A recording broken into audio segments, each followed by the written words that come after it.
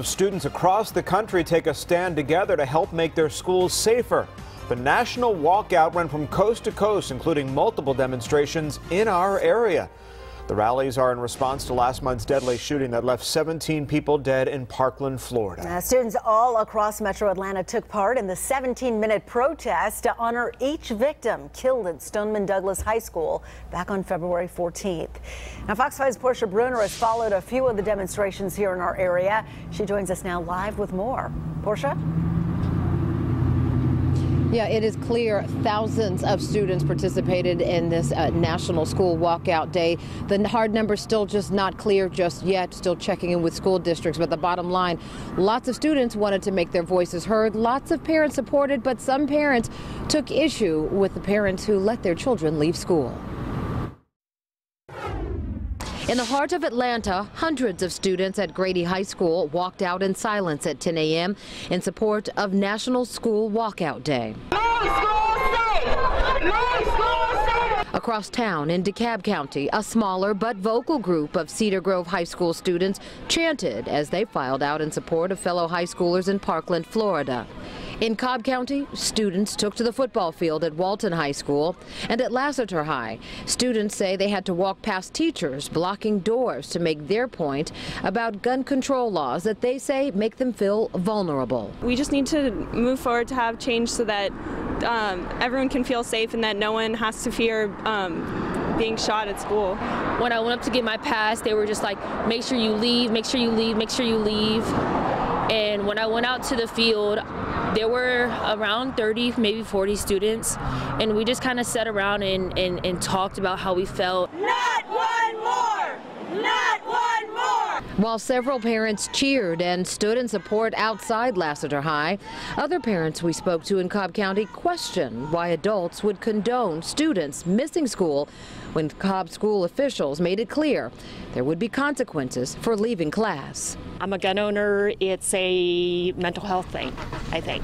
I have a senior at Lassiter, and he thinks the whole thing is stupid too. It's very sad, but this is not how we solve problems. What are you hoping politicians will take away from the message today? I want them to see that, I suppose, that we're not just students protesting about things like homework and things like that. We're fighting for our lives. I hope they see that they need to put more restrictions on the buying of firearms. Late this afternoon, the American Civil Liberties Union sent a letter to the Cobb County Superintendent and the principals of 3 high schools, Lassiter, Kell, and Sprayberry, all expressing concerns about parents who'd reached out saying that their children were either not allowed to leave or blocked as they did leave. We've not received any comment from Cobb County schools, but they said days ago they were going to make it very clear that leaving was not something that they would permit or would not be allowed to happen without consequences. We're reporting live from Cobb County. Portia Bruner, Fox 5 News. Elena Perry, 14 years old, still in her braces. We remember. Lawmakers held their own demonstrations under the Gold Dome this morning, reading the names of each Parkland victim out loud.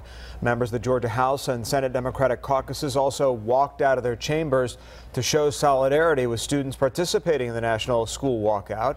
They say their demonstration was both a memorial and a call to action. And it is our job as legislators to listen to these students and to let them know that their voices matter. Lawmakers also announcing a push for a bill that would require regular school safety drills. A Cobb County high school sophomore proposed the legislation, and now lawmakers say they want to hear from more students in Georgia about what they can do to improve school safety. What do we want? What do we want? New York Governor Andrew Cuomo was out rallying with some students in New York today. At one point, the governor even laid down on the street as part of the demonstration. Organizers at walkouts across the country say they're doing this to shed light on what they're calling Congress's inaction on gun violence in schools and neighborhoods. Well, the former student charged in the fatal shooting at the center of these walkouts was in court today. Nicholas Cruz refused to make a plea, so a judge entered a not guilty plea on his behalf. The assistant public defender said that Cruz would plead guilty if prosecutors waived the death penalty, which they refused to do. Cruz sat in the jury box wearing red jail clothes during today's appearance. He's accused of carrying out the Valentine's Day massacre at Marjorie Stoneman Douglas High School. It killed 17 people and left many others injured. A former